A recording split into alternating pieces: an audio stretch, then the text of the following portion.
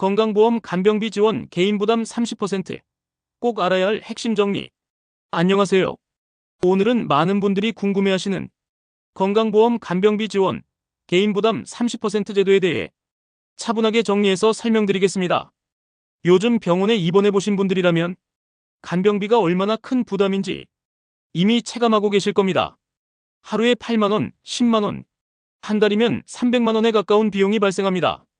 특히 장기 입원이 필요한 고령자나 중증 환자의 경우 간병비는 단순한 비용 문제가 아니라 가계 전체를 흔드는 변수로 작용합니다. 이런 상황에서 정부가 간병비를 건강보험으로 지원하고 개인 부담을 30% 수준으로 낮추는 방향을 공식적으로 제시했습니다. 지금부터 이 제도가 무엇인지, 누가 대상이 되는지, 그리고 실제로 어떤 준비를 해야 하는지 하나씩 설명드리겠습니다. 먼저 개인 부담 30%가 무슨 의미인지부터 짚어보겠습니다. 개인 부담 30%란 전체 간병비 중에서 환자나 가족이 직접 부담하는 비율이 30%라는 뜻입니다. 나머지 70%는 국민건강보험 재정에서 지원하는 구조입니다. 예를 들어보겠습니다. 하루 간병비가 10만 원이라면 기존에는 10만 원 전액을 본인이 부담해야 했습니다.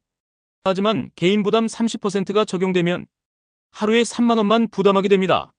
하루에 7만 원, 한 달로 계산하면 약 210만 원의 차이가 발생합니다. 이 차이는 단순한 숫자가 아니라 가계의 생존 문제와 직결됩니다. 그렇다면 이 제도는 모든 입원 환자에게 적용될까요? 결론부터 말씀드리면 그렇지는 않습니다. 이번 간병비 지원 정책은 모든 환자에게 일괄 적용하는 방식이 아니라 의학적으로 간병이 꼭 필요한 환자를 중심으로 단계적으로 적용될 예정입니다. 주요 기준으로는 환자의 중증도, 자립 가능 여부, 의료적 필요성이 고려됩니다.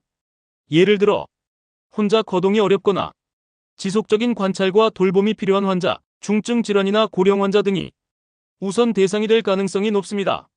또 하나 중요한 점은 병원 요건입니다. 아무 요양병원이나 다 적용되는 것이 아니라 의료 인력과 관리 체계를 갖춘 의료 중심 요양병원부터 순차적으로 적용하는 방향이 논의되고 있습니다. 많이 헷갈려 하시는 부분이 있습니다. 바로 간호간병 통합서비스와의 차이입니다.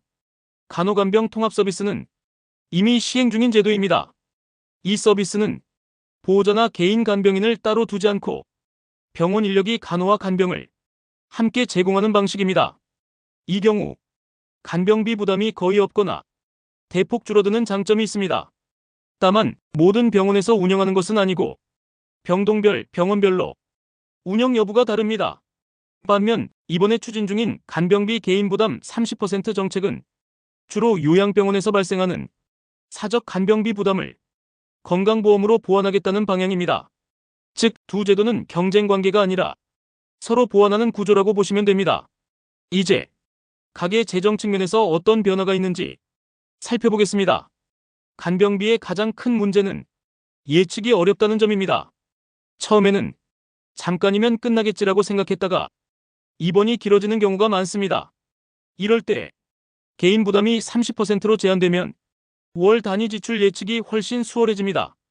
예상 간병 기간과 하루 비용을 계산해서 월 예산을 미리 세울 수 있고 교육비, 생활비, 대출 상환 계획도 유지할 수 있게 됩니다.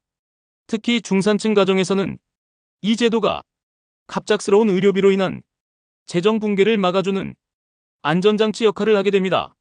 다만 주의하실 점도 있습니다. 제도가 적용되기까지는 심사와 행정 절차가 필요합니다.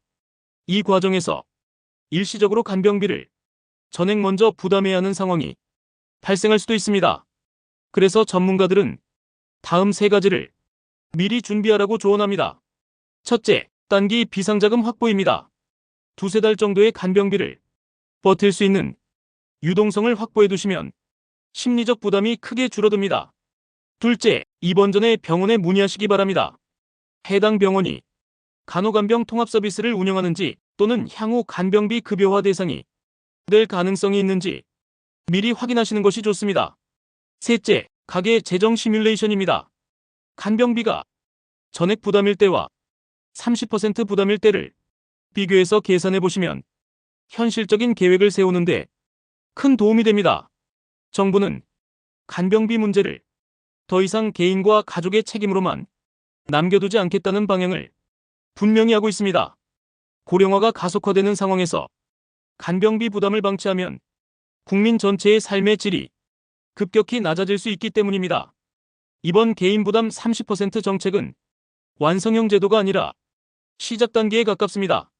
향후에는 소득 수준에 따른 추가 감면, 지원 대상 확대, 개인 부담률 추가 인하 등도 논의될 가능성이 있습니다.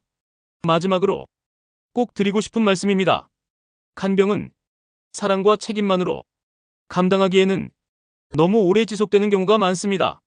제도를 잘 아는 것만으로도 불필요한 지출과 감정 소모를 줄일 수 있습니다. 앞으로 병원 입원이나 요양병원 이용을 고려하고 계시다면 오늘 말씀드린 건강보험 간병비 지원, 개인 부담 30% 제도를 반드시 기억해 두시기 바랍니다. 공식 정보는 국민건강보험공단 홈페이지와 보건복지부 공지를 통해 수시로 확인하시길 권해드립니다. 지금까지 건강보험 간병비 지원 정책에 대해 설명드렸습니다. 끝까지 들어주셔서 감사합니다.